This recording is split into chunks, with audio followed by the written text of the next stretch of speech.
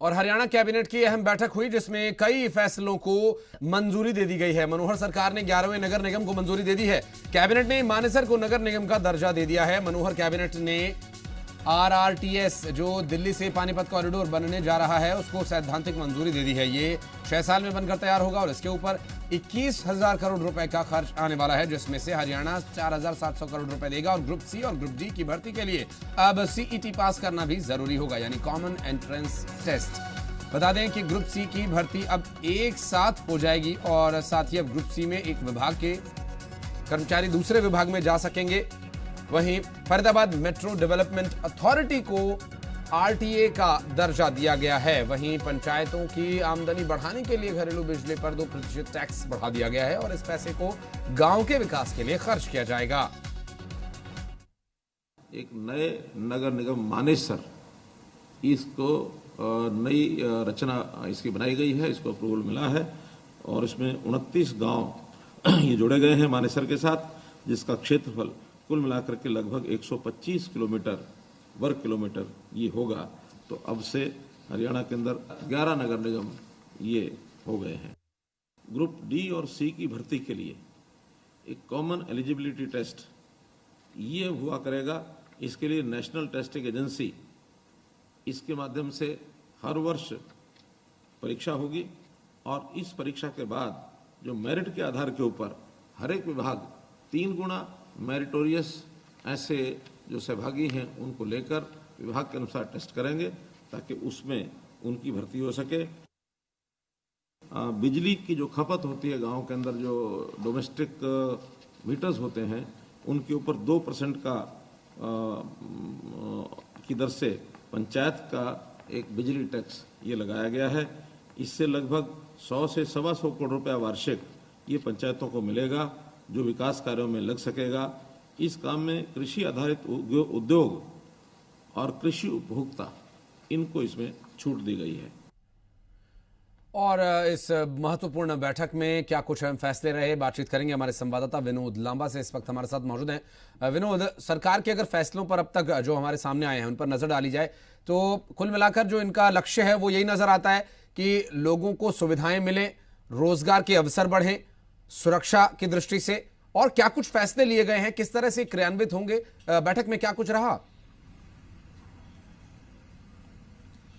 देखिए, 100 से 125 करोड़ रुपए की जो आय है वो बढ़ेगी पंचायत की, और पंचायत टैक्स के तौर पर जो 2% लगाया गया है पंचायतों में जो बिजली के मीटर होते हैं, वो एक बड़ा फैसला कहा जा सकता है। हालांकि ये 2% टैक्स के साथ ही बिजली महंगी हो सकती है पंचायतों के लिए। बिजली पर जो पंचायत टैक्स है वो 2% है, उससे पंचायतों की जो कमाई है वो 100 से 125 करोड़ होगी, लेकिन उसमें कहीं ना कहीं आम जनता किस तरह से रिएक्ट करती है देखने वाली बात होगी। इसके अलावा अगर बात की जाए ग्रुप सी और डी के लिए कॉमन भर्ती, जो ट्रांसपेरेंस तरीके से सरकार भर्ती करने की बात करती है, नौकरी देने की बात करती है, खासतौर से निचले जो ग्रुप सी और डी की स्तर की जो नौकरियां हैं उसमें कॉमन टेस्ट कराकर भी उनको एक तरह से ट्रांसपेरेंट करने की कोशिश की जाएगी और उसके टेस्ट की जो वैधता होगी वो 3 साल के लिए होगी। इसके अलावा मानेसर के तौर पर 11वां नगर निगम जो मंजूर किया गया है, उससे कई क्षेत्रों में और भी सर्वे हुए थे और वहां भी ये तैयारी थी कि और एरिया को, ग्रामीण एरिया को भी नगर निगम में लाया जाए। लेकिन फिलहाल के लिए कैबिनेट में जो मोहर लगी है वो मानेसर पर लगी है और 11वां एक तरह से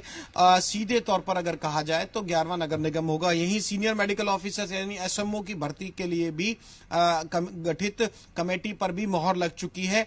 इस फैसले का असर ये होगा कि 25% एसएमओ के जो पद खाली हैं, अभी स्वास्थ्य विभाग से related SMO senior medical officer के जो पद खाली हैं उन पर ज्यादा भर्ती हो सकेगी। तो तमाम इस तरह के फैसले। और एक महत्वपूर्ण बात, नई उद्योग और रोजगार नीति लाने की जो बात थी उसको भी मंजूरी दे दी गई है। अब उद्योग मंत्री के तौर पर दुष्यंत चौटाला इसके बारे में और क्या कुछ ब्रीफ करेंगे, देखने वाली बात होगी कि इस नई उद्योग नीति में क्या है। इस उद्योग नीति में ये भी आपको याद रखने वाली बात होगी 75% स्थानीय यानी कि हरियाणा के लोगों को नौकरी का वादा था, उसको अभी डॉक्यूमेंटेड करके और कहीं ना कहीं नई उद्योग नीति में शामिल किया जाता है। इसकी डिटेल्स भी बहुत जल्द सामने आएंगी। तो इसकी मंजूरी पहले मिल चुकी थी, अब नई उद्योग और रोजगार नीति को भी कैबिनेट की मोहर लग चुकी है। लेकिन अगर विनोद बात करें, जो 2% बिजली की दरें बढ़ाए जाने का जिक्र किया गया, भले ही गांव का विकास हो, उससे पंचायतों का विकास हो या क्षेत्र निगम का विकास करने के लिए कदम उठाया जा रहा है, लेकिन आम लोगों पर इसका अतिरिक्त बोझ पड़ेगा।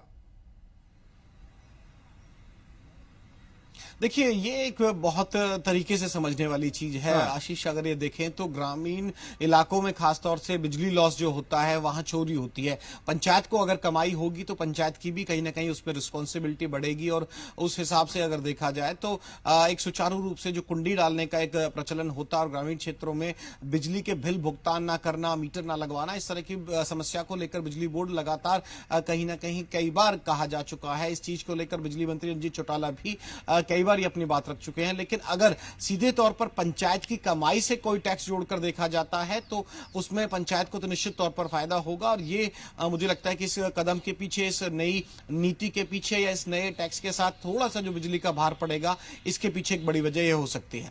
निश्चित रूप से, और इसी वजह से ग्रामीण क्षेत्रों का विकास ठीक तरीके से हो पाए और आगे स्थितियां गांव में जो सुविधाओं की या पावर लॉस का आपने जिक्र किया उन्हें काबू किया जा सके, उम्मीद करते हैं। बहुत शुक्रिया फिलहाल आपका विनोद इस पूरे मामले पर जानकारी देने के लिए।